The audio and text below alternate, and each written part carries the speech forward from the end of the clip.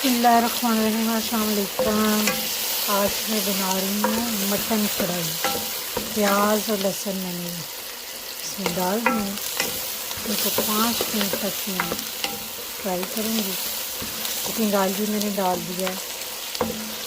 Family में दावत है और इस दावत के लिए मैं बना रही हूँ।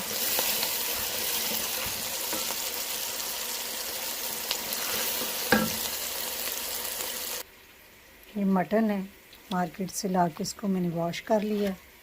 अब इसको हम ऐड कर देंगे। ये आप देखिए इसमें ऐड कर रहे हैं।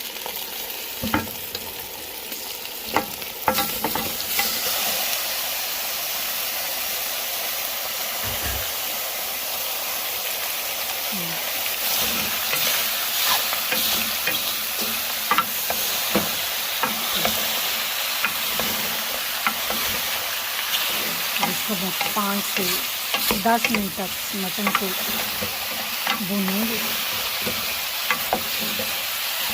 मुझे डिफरेंट तरीके से आज पका रही हूँ क्योंकि ये अकीके का गोश्त है।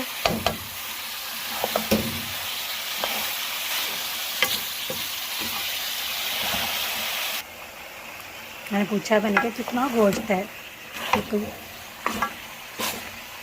6 किलो के करीब गोश्त है।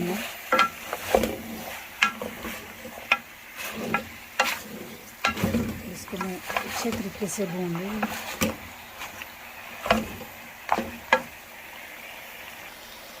लें जी, 10 मिनट तक मैंने इसे भून लिया। अब इस गोश्त ने अपना ही पानी छोड़ दिया है, इसमें पानी नहीं ऐड करूँगी।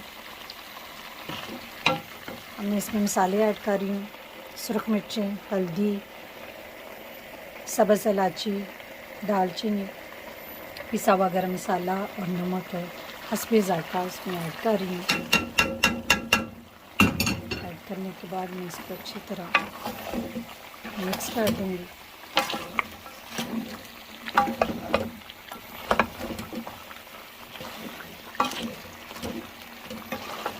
अगर आप समझें कि गोश्त आपका जल्दी गलने वाला नहीं है तो फिर आप इसमें 1 कप पानी ऐड कर सकते हैं। मैं नहीं डालूँगी क्योंकि ताज़ा गोश्त है बिल्कुल और फ्रेश है। ये अपने पानी से इंशाल्लाह, ये देखिए इसने कितना पानी छोड़ दिया है, ये अपने पानी से इंशाल्लाह गल जाएगा। इसमें कुछ टमाटर मैंने इस तरह काटे हैं, 2-2 काटनी है ताकि इनका छिलका जो है ना वो एक से गलता नहीं है। वो निकाल लूँगी। अब मैं इसका प्रेशर 10 मिनट के लिए बंद कर दूँगी और ये टमाटर मैं ऊपर ही रख लूँ ताकि उनका मैं छिलका आसानी से रिमूव कर सकूँ। छिलका अक्सर हार्ड होता है जिसकी वजह से गलता नहीं है। बाद दफ़ा बच्चे नहीं पसंद करते। इस तरह देखिए कितना प्यारा कलर लग रहा है। ले जी, 15 मिनट मैंने इसको बंद रखा है। इसमें से जो टमाटर हैं उनको हम बाहर निकाल के उनका छिलका रिमूव करके दोबारा से ऐड कर देंगे। देखिए इसने अपना ही पानी कितना छोड़ दिया मटन में।